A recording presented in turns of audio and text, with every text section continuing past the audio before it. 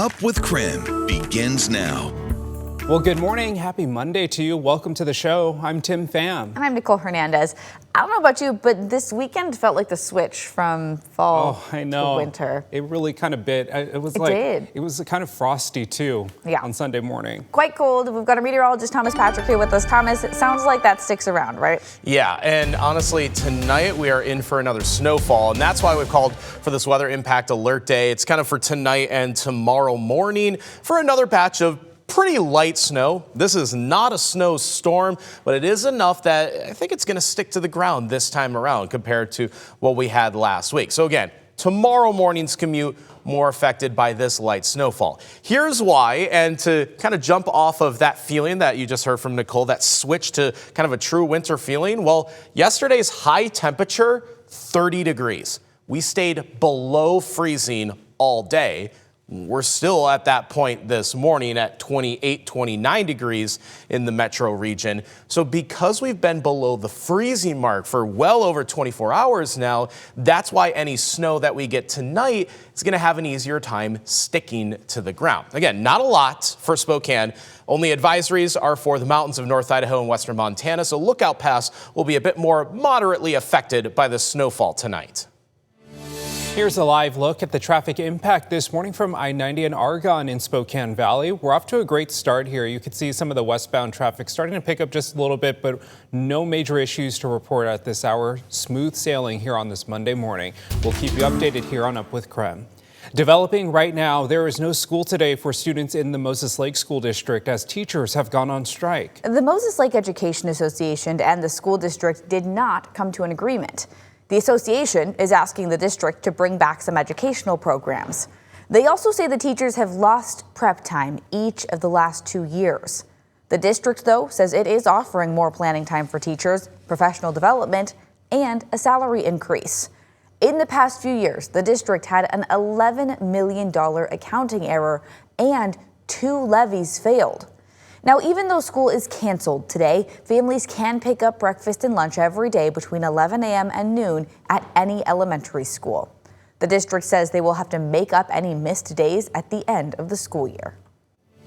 In a matter of hours, the former Pasco police officer convicted of murdering a sex worker almost 40 years ago will be back in court this morning to appeal his conviction. A judge sentenced Richard Aguirre to 25 years in prison back in 2023 for murdering 27-year-old Ruby Doss. Her body was found near the old Playfair horse tracks in Spokane in 1986. Aguirre stood trial for the murder in 2021, but the jury did not come to a unanimous verdict. In 2023, he waived his right to a jury and a judge convicted him. Now, his lawyers say the DNA evidence they used to convict Aguirre was decades old and incorrect. The Boundary County woman accused of sexual abuse is on the schedule for a pretrial conference today. The woman, 51-year-old Catherine Cowell, faces 2 charges of lewd conduct with a minor. She allegedly committed these crimes between 2012 and 2015. If found guilty, she could be sentenced to life in prison. Her husband pleaded guilty to similar charges back in July.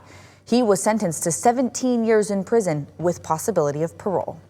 Firefighters in Stevens County saved the lives of 5 small puppies from an RV fire. Stevens County Fire District 1 says it happened near Jump Off Road. That's north of Springdale.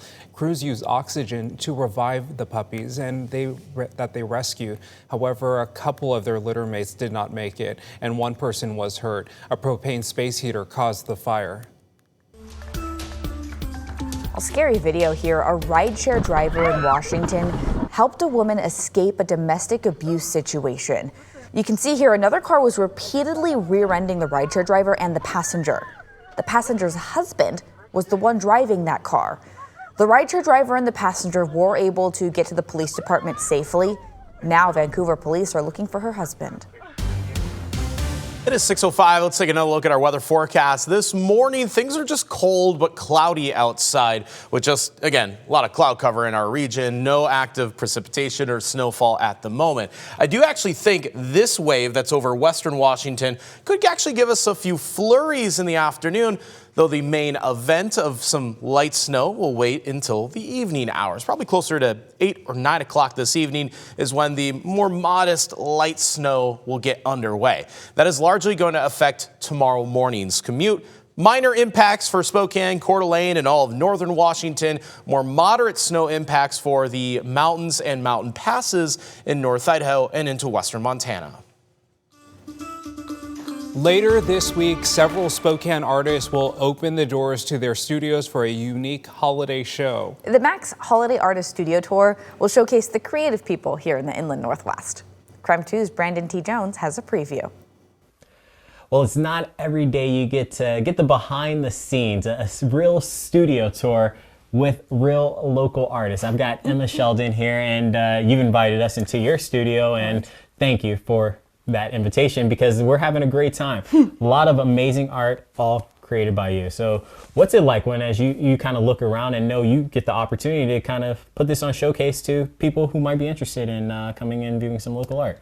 Oh, I feel very honored, honestly. I grew up in a family of artists, and so I know how hard that can be, and it's not everyone has this space to be able to create large pieces and have large machinery, and so it's definitely an honor. And then to do something that's, you know, very history based too, I feel like I'm bringing back some, people are learning more about them, and it's, I think, important to know about them.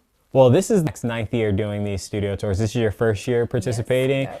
Can we talk really quick about the large machinery again, though? Because as I look back and I look around the room, I'm just completely blown away. It looks like I'm in like an auto factory of some sorts, but you use this to make art, right? Yes, yeah. So this one is a windmill. They feed themselves, and they're very much used a lot still.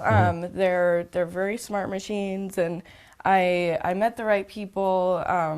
It's a very beautiful marriage. Letterpress is such a great marriage of old and new. I can use my new, computer and make designs, but then get a physical plate made and use my 1914 press that is just so amazing. And the cool thing about letterpress is it makes a really deep impression in the paper, and I can hand mix the ink, and so it's a very tactile art form. And it's coming back. It's been really cool to watch it come back.